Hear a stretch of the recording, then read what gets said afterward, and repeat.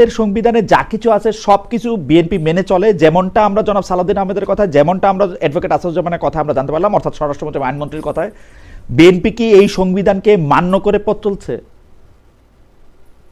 আজকে দেখেন কিছু কিছু ছোট ছোট ঘটনাগুলো কিন্তু মানুষের সন্দেহ অবিশ্বাস তৈরি করে। এই যে সালাউদ্দিন ভাই যখন আজকে দাঁড়ালো না, দেখেন ওনার একটা ছোট্ট একটা আবেগের জায়গা থেকে বলি, আমি তো না দাঁড়ালে অনেকে খুশি হয়।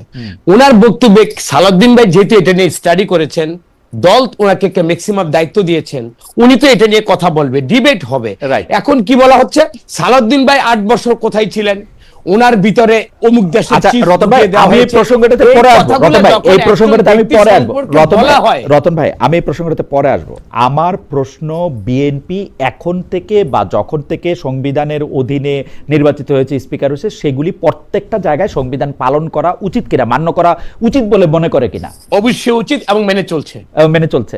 আপনারা কি সংবিধানের, আমার সামনে সংবিধানটা খোলা আছে, আপনারা কি সংবিধানের 4 ক অনুযায়ী জাতির পিতা বঙ্গবন্ধু শেখ মুজিবুর রহমানের প্রতিকৃতি, রাষ্ট্রপতি, প্রধানমন্ত্রী, স্পিকার ও প্রধান বিচারপতির কার্যালয় এবং সকল সরকারি ও আধা সরকারি অফিসে, স্বায়ত্তশাসিত প্রতিষ্ঠানের সংবিধিবদ্ধ সরকারি অফিসে দেখাচ্ছেন?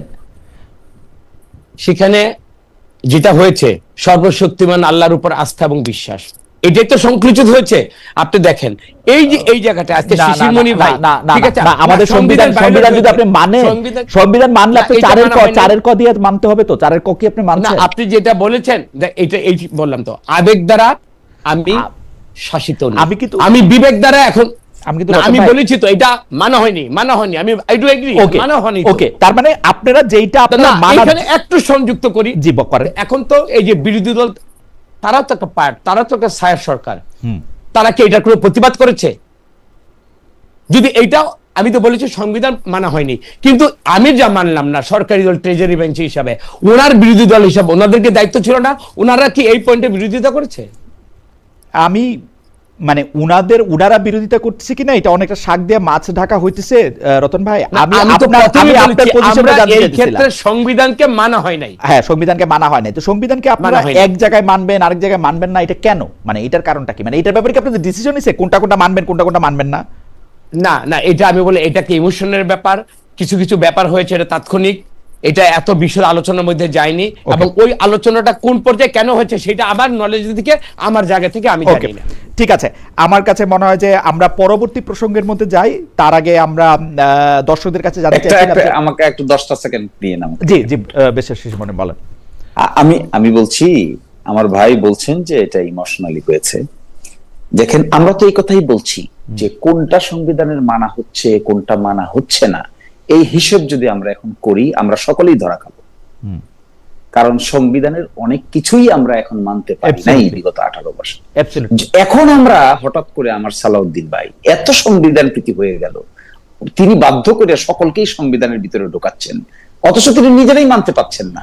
আমরা তো সেটাই বলছি ভাই, এই হিসেবে গেলে সকলেই কিন্তু অন ফায়ার হবেন, এই হিসাবে না গিয়ে আমরা সংস্কার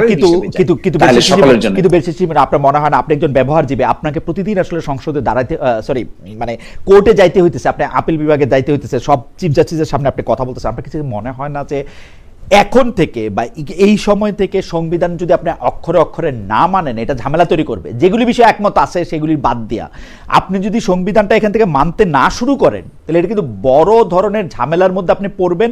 আজকে আপনি যেটা রায় নিয়ে বাইরে হয়ে আসবেন জনাব শিশিরমণির, আগামীকালই কিন্তু সেটা আবার বাতিল হবে, কারণ আপনি সারাক্ষণ সংবিধানটাকে লেটার এবং স্পিরিট দুইটা দিয়ে আপনার ফলো করতে হয়। এটার উত্তর আছে কিন্তু। জি বলেন তো। এই যে এই বিষয়গুলো অনুধাবন করে, এই যে আপনি একটা কথা বলছেন না, I do agree with you, I have full respect to your opinion.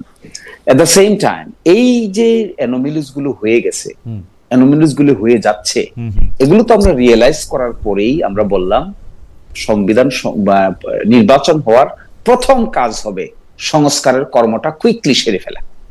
আচ্ছা, আজকে 40 দিনের উপরে সরকারের বয়স হয়েছে, যদি সেটেল ম্যাটারকে আনসেটেল না করতো, আমার ধারণা এতদিনের সংবিধান সংস্কারের স্কিম পরিপূর্ণভাবে বাস্তবায়িত হয়ে যেত, কিন্তু তা করতে দিচ্ছে না।